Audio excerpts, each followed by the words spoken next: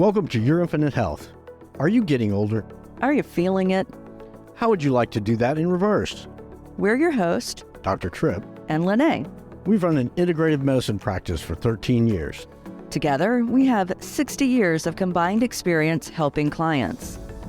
We've helped tens of thousands achieve success in health and live longer, happier lives. In this show, we'll cover peer-reviewed and evidence-based integrative approaches to creating the health you've always wanted. We also share professional experience we see in the field every day.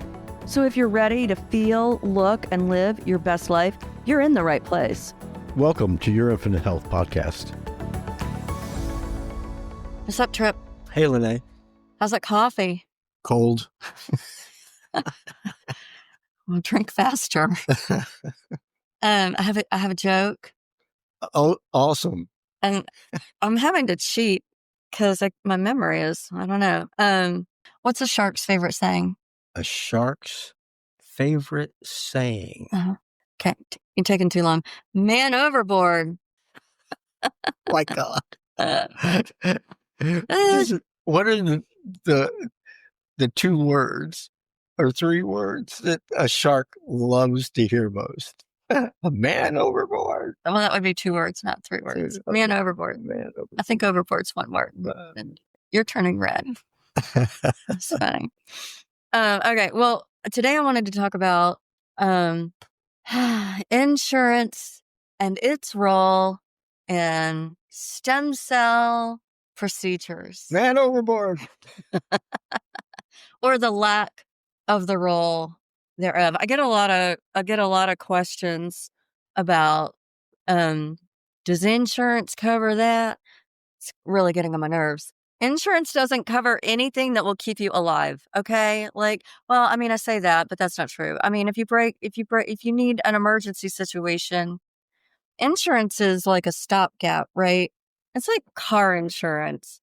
Your medical insurance should be like your car insurance. You don't use your car insurance for maintenance. You don't use it for gas. You don't use it to change tires. You don't use it to get your car cleaned.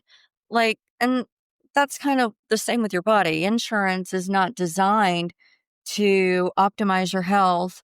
It's designed, I guess, maybe I said it wrong. Maybe it's designed to intervene when something is wrong. In a catastrophic situation. Well, yeah, kind of. But I think more importantly, this begs the question of the current medical paradigm and how it developed, which is really how the history of medicine, really. Medicine developed from way back when, I guess, first there's a trauma, and to resolve the trauma, human beings intervene to try and stop the bleeding at first. I guess that's the most Oh my God, thing. are you going to go back that far? Well, no, I'm not. But I guess I did. But yeah, okay, no. Okay, redirect. Okay, I'm redirecting. We're talking about insurance. Okay, so let's go back to the 18th century, the late 18th century, early 19th. They didn't have stem cells back then. No, but I'm getting there. I'm getting there. Oh my God. So iodine, right? Iodine, thyroid. Hypothyroidism, hypoiodinism causes goiters and hypothyroidism. And then they found that, getting iodine resolved the goiters, resolved the hypothyroid. And then they said, let's create a program called that was Aetna. Like so they that will pay for the iodine. That will not really pay. Yeah, not really pay. Yeah. Let's charge people. Yeah, if they happen to we'll have charge the the premium to the person, and we'll tell them we're going to cover them because we care. Mm-hmm.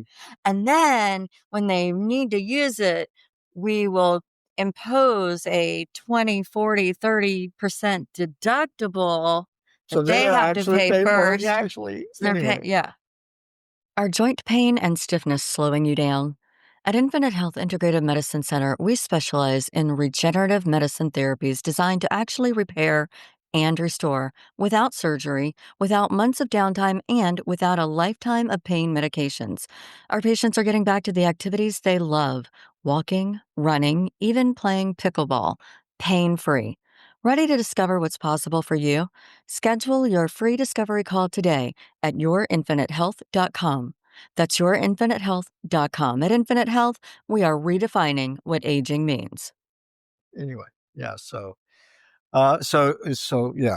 as medicine developed, it was a reactive process. So as medical science developed and the anatomy and the cause of diseases became more and more apparent, we could react to them by certain interventions. And so medicine has been reactive until more recently when with the further development of of DNA, Human Genome Project, all of those things. We actually now know the sections of genomes that might be of our genomes that may be damaged or impaired that will eventually lead to a medical problem if it's stimulated or exposed to an environment that causes those problems. So if you manage to inherit a certain combination of genes from your parents that predispose you to developing diabetes, let's say, for example, and you continue to expose it to high levels of sugar, you become obese, you become inflamed, and all of these things, then ultimately you're going to develop those problems. Okay, so now we're actually in possession of a knowledge base that allows us to intervene, or not really even intervene, live in a fashion that doesn't stimulate and create the environment in our body that will predispose to those disease processes. Insurance doesn't do that.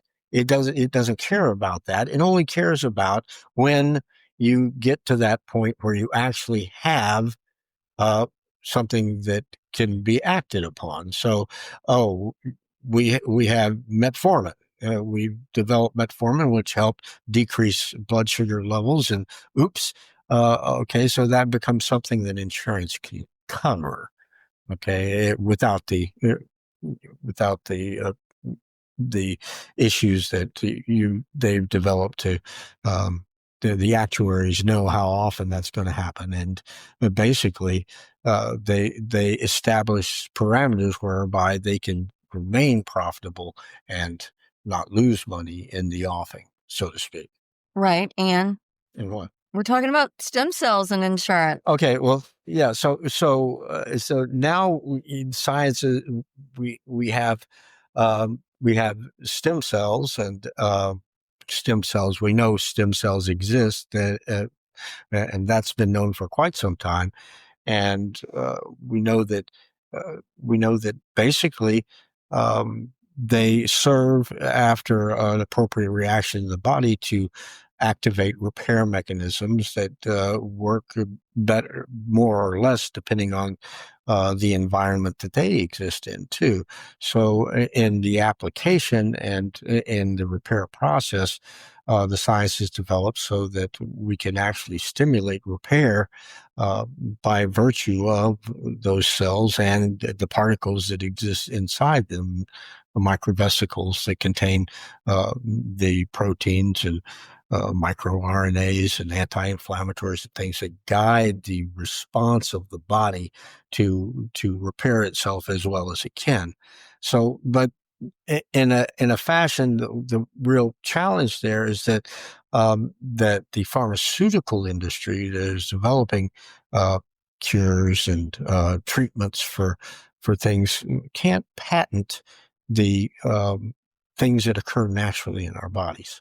So as we establish those pathways and the molecular biology and those things that actually allow us to use those mechanisms, use our body's mechanisms, and stimulate them. Uh, the pharmaceutical industry can't patent those things, and they can't make money off of them. So there's no money to actually study and create data so that those things can become standard of care, so to speak, because there's very little data, or there are only very small clinical trials that ever are performed, and so insurance, not having that information, has a means of saying, well, this is, investigational or experimental, and we don't need to pay for that. So, does insurance cover? I always hear that. Oh gosh, Have I deviated again? no, you did good. I'm about to deviate. That character on TV, Urkel. Every time somebody asks me, "Does insurance cover that?" I always hear it in an Urkel voice. Does insurance cover that? Like, did I do that? I don't know. Anyway, I hear it so often, and it's so frustrating because people are allowing their insurance to dictate their choices when it comes to optimizing their health and doing things that are ideal for them. So much money on the fear of something that needs a reaction, right? So they're spending a lot of money on that already, where they, in fact, would be better served as time goes on. More people will realize this, I believe, that they need to focus on actually creating their health and driving their thought process to say, okay, this is what I have as my infrastructure, my genomic infrastructure.